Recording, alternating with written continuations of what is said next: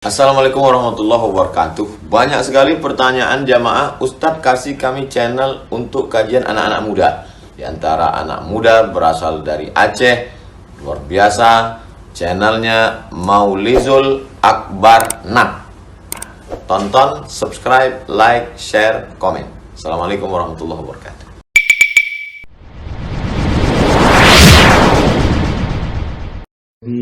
أرسل رسوله بالهدى ودين الحق ليظهره على الدين كله وكفى بالله. اللهم سبحانك لا علم لنا إلا ما علمتنا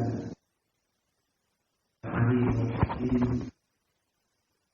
زدنا علما وارزقنا فهما. رب اشرح لي صدري ويسر لي أمري واحلل عقدة من lisani yafqahu qawli birahmatika ya arhamar rahimin. Ya, kita muliakan bersama Bapak Kepala Kawasan Indonesia, Pak Gunawan, Pak Deputi, dan Bapak Ibu keluarga besar Pak Indonesia. Topiknya sederhana tapi mengeritik. Jangan mengeluh, banyak bersyukur. Saya dilahirkan kenapa topik ini yang dipilih. Jangan-jangan memang di sini ada persoalan itu. Kalau enggak mungkin dipilih. Kalau membaca penelitian, 85% pekerjaan kita sebenarnya didukung oleh mental kita. 85%. Begitu besar pentingnya mental tadi. Bayangkan kalau seandainya ada orang mentalnya nggak sehat. Berapa banyak kantor yang rusak gara-gara orang seperti ini. Dan kebanyakan di luar sana ya, nggak di BI ya. Bahkan di perguruan tinggi sekalipun coba. Mestinya perguruan tinggi ini kan tempat mendesain orang sehat mentalnya, sehat fisiknya. Tapi nyatanya banyak juga yang sakit mental. Di rumah sakit jiwa. Kita pikir yang bersoalan dengan mental hanya orang dalam gangguan jiwa, ODGJ. Padahal kadang dokternya bermasalah, pegawainya bermasalah. Masalah di mana? Masalah mentalnya.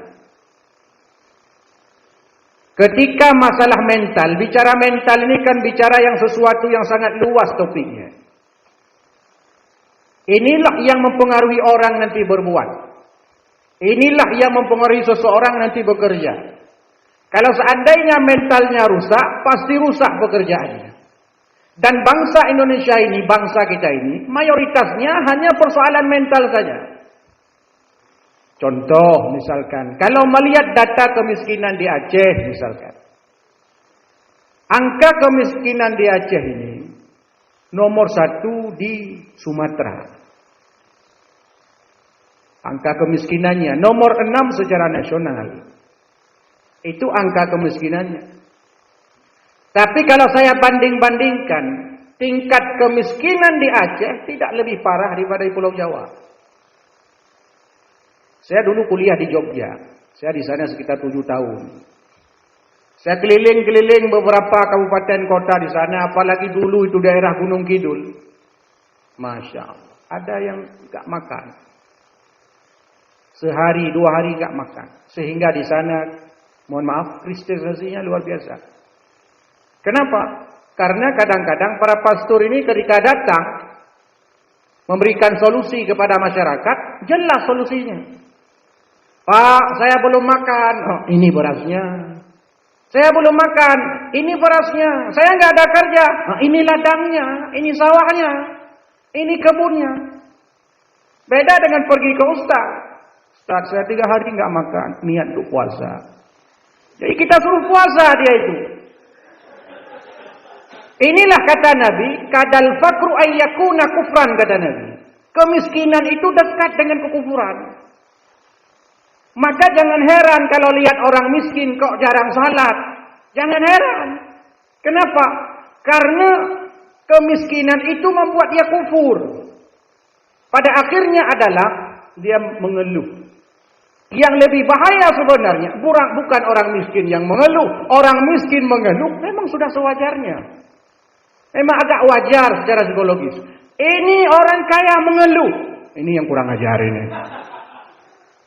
Orang belum dapat pekerjaan mengeluh. Dan pengangguran terbuka di Aceh menurut data statistik. Pengangguran terbuka di Aceh ini 9%. Di atas rata-rata nasional. Penganggurannya. Disebut pengangguran terbuka. Belum ada pekerjaan dan sedang mencari pekerjaan. Belum ada pekerjaan dan tidak mau cari pekerjaan. Merasa nggak bisa bekerja. Pengangguran 9%, bayangkan. Kemiskinan yang begitu tinggi. Angka pengangguran ini nanti akan tambah lagi pengangguran ini. Kenapa? Dengan adanya P3K itu.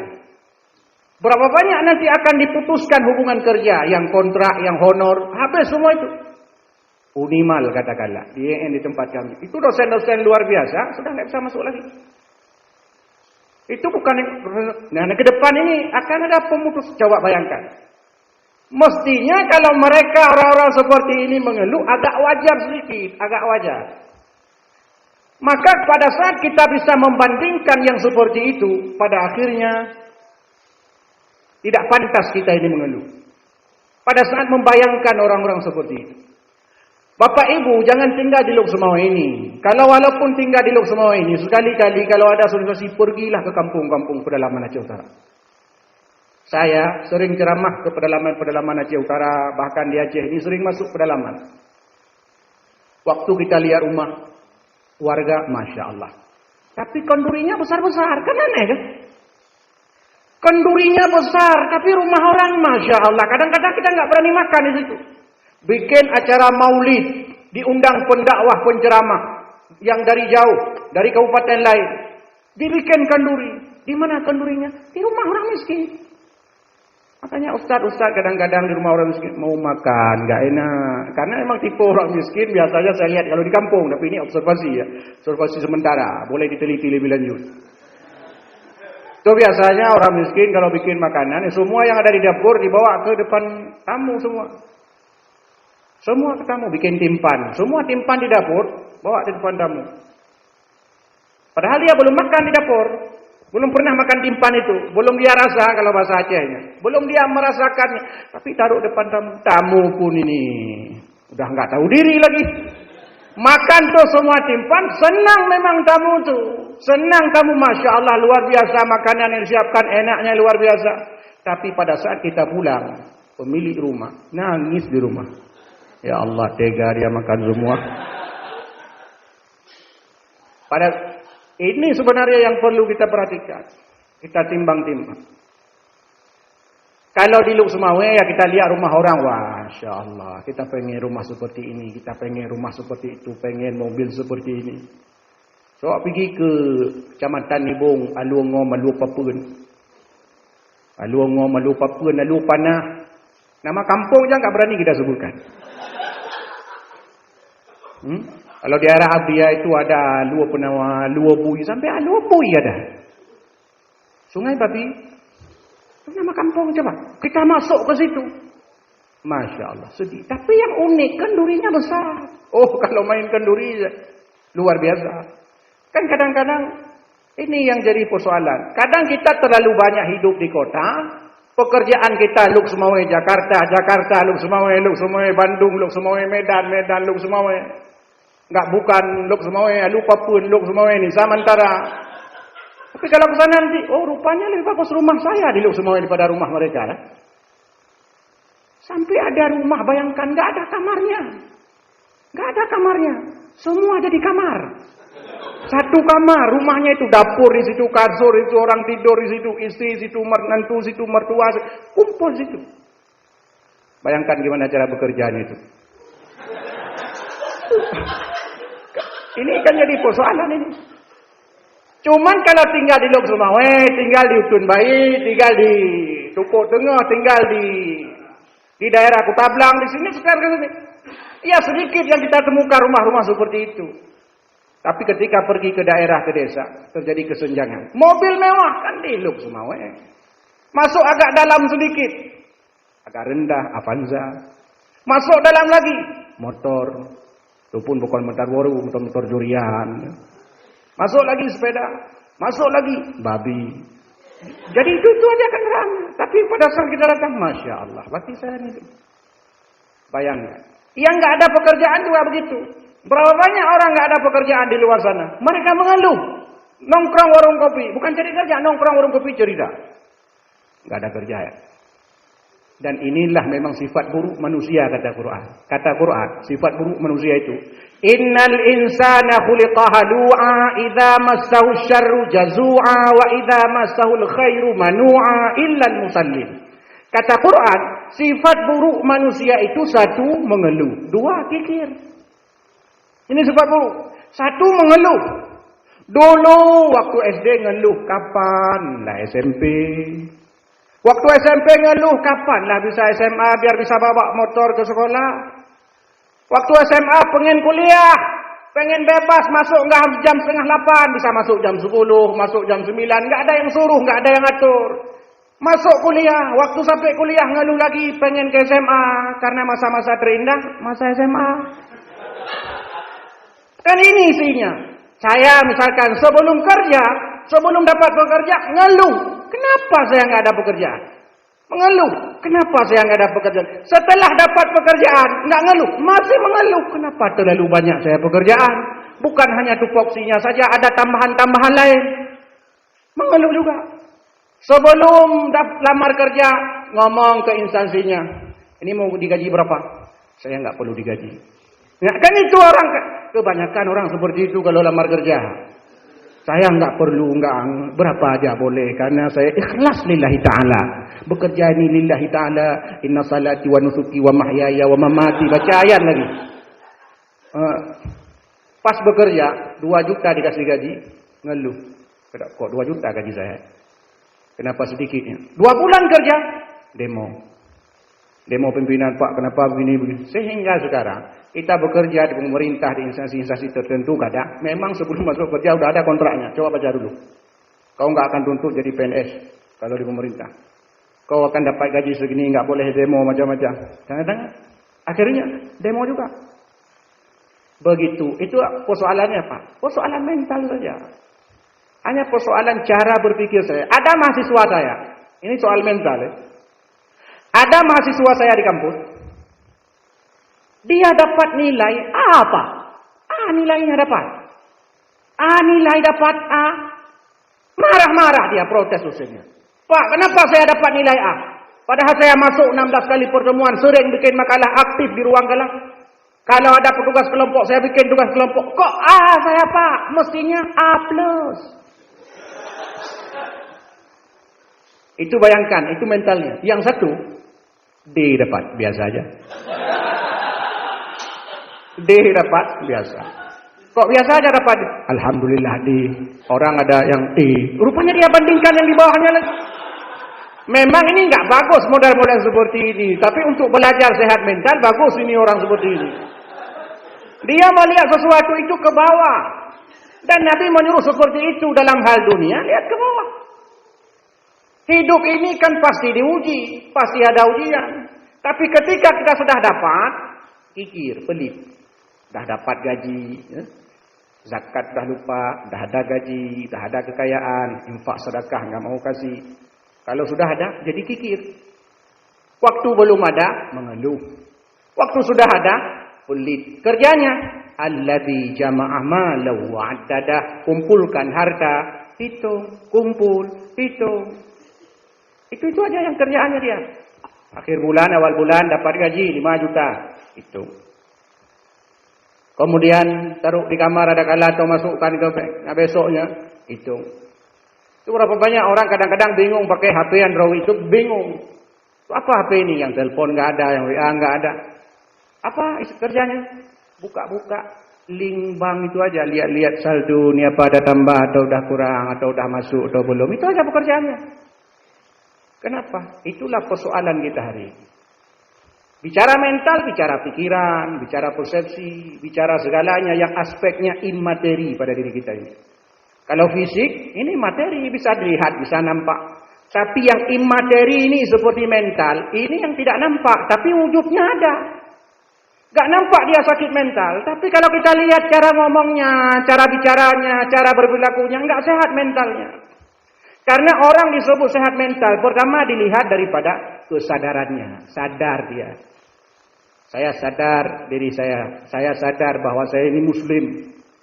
Kalau muslim, saya harus salat, saya harus puasa, saya harus zakat.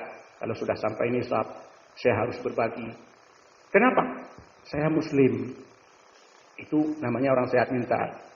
Tapi kalau sudah kaya, dia nggak pernah berbagi, sakit mental, nggak sehat mental. Itu cara deteksinya. Sadar nggak kita ini muslim? Dua, sesuai apa yang dia lakukan, perilakunya sesuai. Lihat orang gila, pergi ke pajak empres nggak pakai celana apa? Apa artinya? Nggak sesuai. Pergi keliling-keliling masuk warung kopi, kadang-kadang bajunya koyak-koyak. Apa artinya? Enggak sesuai. Itu artinya sedang sakit jiwa. Kalau ada orang baju di kamar mandi sama dengan baju di depan umum, sakit jiwa. Baju piyama yang mestinya harus ada di kamar tidur. Belanja ke warung, belanja duduk warung kopi, belanja ke pajak empres. Enggak sesuai. Baju salat, bekerja untuk salat. Orang bekerja baju polisi untuk polisi. Tak boleh pakai polisi kalau bukan polisi. Ditangkap sama polisi. Atau kita dianggap orang gila. Orang gila itu biarin aja. Ada di sana orang gila yang pakai baju polisi lebih gila. Kenapa? Itu enggak sesuai namanya. Kenapa enggak sesuai? Dia enggak sadar bahwa orang berperilaku tidak sesuai seperti itu. Dia berarti ada persoalan dengan kejiwaannya. Soal pikiran. Saya sering beri contoh.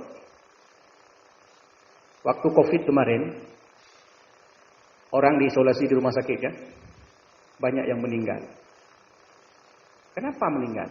Setelah dianalisis dalam penelitian, dianalisa, rupanya mereka meninggal bukan gara-gara mereka ini fisiknya nggak kuat fisiknya, tapi mentalnya bermasalah. Kenapa? Stres.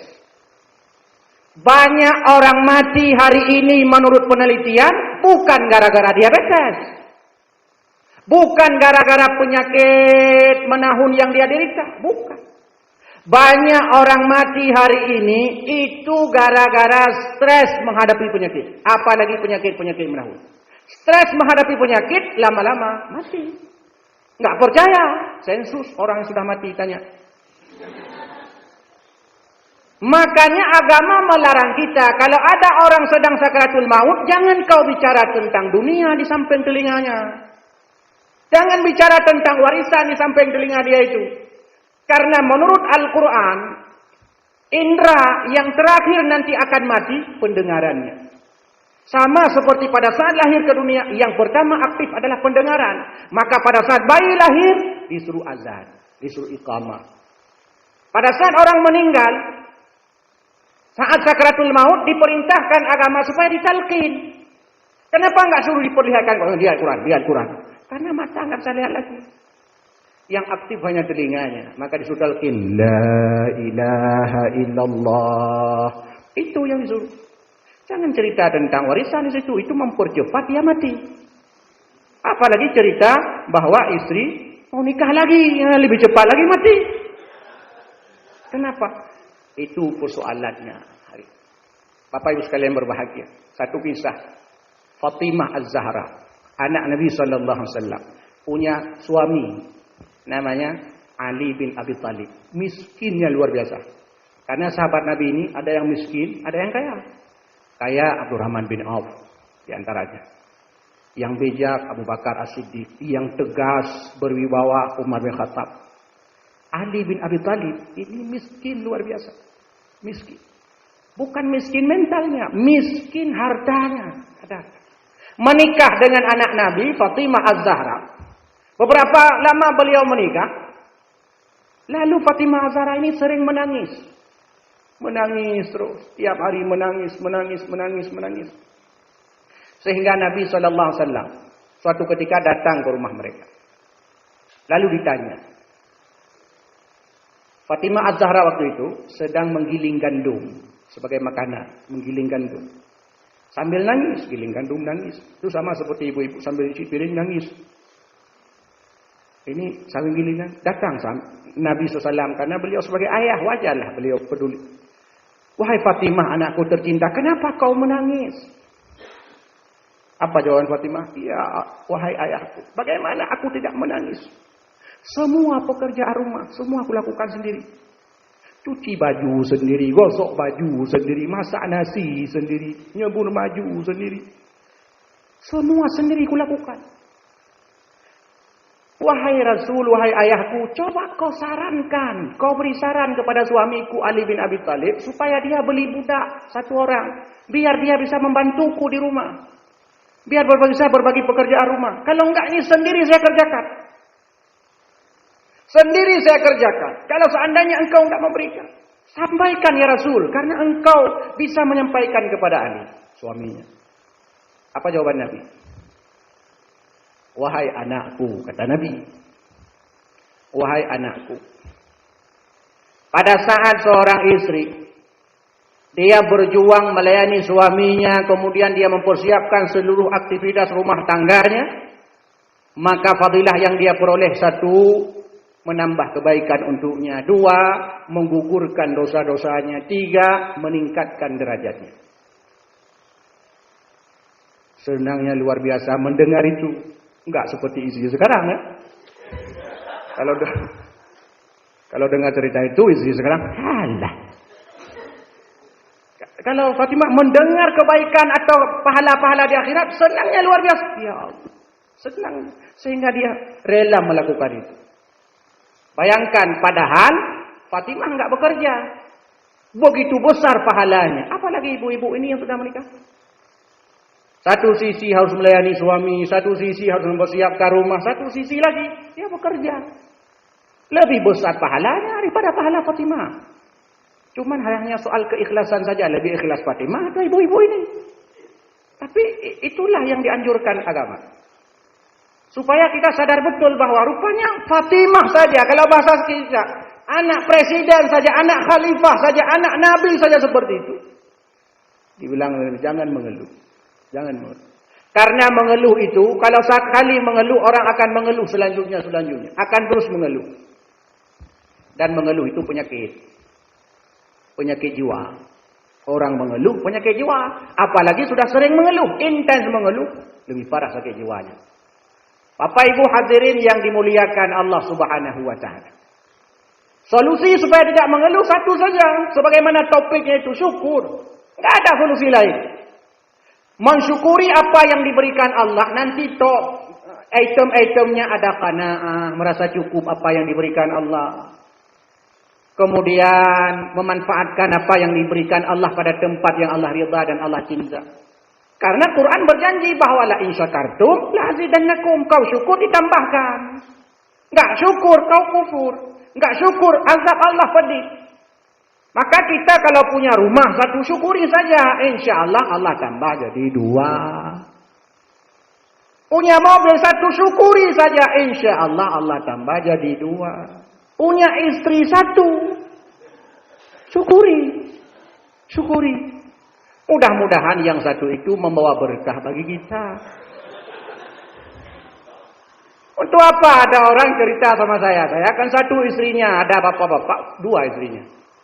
Dia coba mempengaruhi saya supaya saya bisa menambah istri. Dia cerita ke saya, Ustaz, kalau kita dua istri enak. Kenapa enak apanya? Bisa pulang ke rumah sana. Pokoknya dia beri motivasi untuk saya. Berapa istrinya? Dua. Waktu saya lihat istrinya, dua-dua nggak cocok jadi istri. Dua-duanya nggak cocok jadi istri. Itu kan orang bangga seperti, aku punya rumah 2 biji. Waktu kita lihat satu pun nggak layak jadi rumah. Itu apa rumah 2 biji? Untuk apa istri 2 orang kalau seandainya bertambah masalahnya di rumah? Itu diantara persoalan-persoalannya. Maka syukur itu memang. Nabi Allah Daud alaihissalam, Nabi Allah Sulaiman alaihissalam itu nabi kaya-kaya. Perintah Allah hanya satu. I'malu, bekerjalah. Ala Daud syukra. Hai keluarga Daud, beramallah, bekerjalah. Bukti Bapak Ibu bersyukur atas nikmat Allah dari anggota badan ini, Bapak Ibu bekerja. Kita manfaatkan tangan, manfaatkan kaki, manfaatkan kepala, pikiran kita ini, itu cara syukurnya. Syukur itu bukan hanya alhamdulillah, alhamdulillah, itu syukur dengan lisan, tapi dengan anggota badan kita gimana syukurnya? Dengan memanfaatkan seluruh anggota badan yang Allah berikan ini pada tempat yang Allah ridha. Itu pahala. Maka dalam Islam orang bekerja itu dapat pahala, bukan hanya dapat gaji. Dapat pahala. Gaji itu bonus, pendapatan itu bonus, tapi orang pergi bekerja mestinya lillahi ta'ala. Kalau seandainya kita mau ukur bahwa supaya kita dapat pahala hanya dari salat saja, belum tentu salat kita itu dapat pahala, karena syaratnya besar. Harus salat tepat waktu. Kalau luar waktu, enggak boleh. Yang kedua, kalau harus suci, hadas besar, hadas kecil.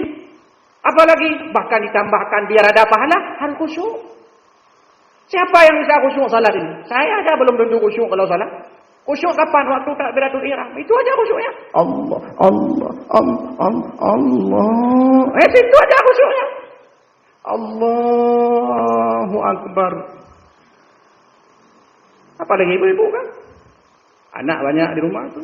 Salat itu Allahu Akbar.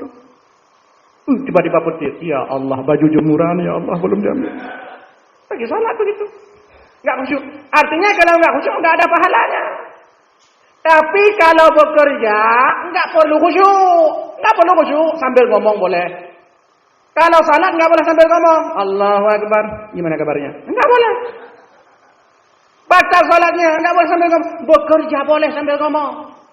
Gimana Pak saya dari ini ya? Sambil ngerti.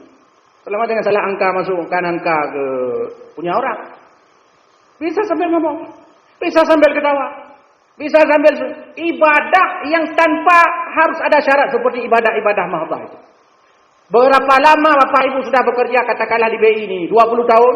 Berapa banyak sudah pahala kalau dikumpulkan itu? 15 tahun, 10 tahun, berapa banyak ada pahalanya? Jadi semua aktivitas kita ini memang harus dapat pahala. Di jalan raya itu, nanti pulang, ada lampu merah, berhenti. Supaya dapat pahala. Oh berat Pak itu. Berat. Memang berat. Sabar, berat. Maka orang bilang, sabar enggak juga. Enggak enak. Habis kita. Memang enggak enak sabar itu. Susah sabar itu. Saya aja belum tentu sabar. Memang susah, berat. Karena berat, hadiahnya surga. Itu aja solusinya. Karena berat, hadiahnya surga. Kalau ringan, hadiahnya Tupperware. Sering saya beri contoh, dulu kemarin itu ada beberapa waktu lalu ada jalan santai di pengairannya, entah siapa bikin. Ada orang datang saya, gak enak jalan santai. Kenapa? Hadiah utamanya sepeda. Sepeda hadiah utama. Gak enak, enggak.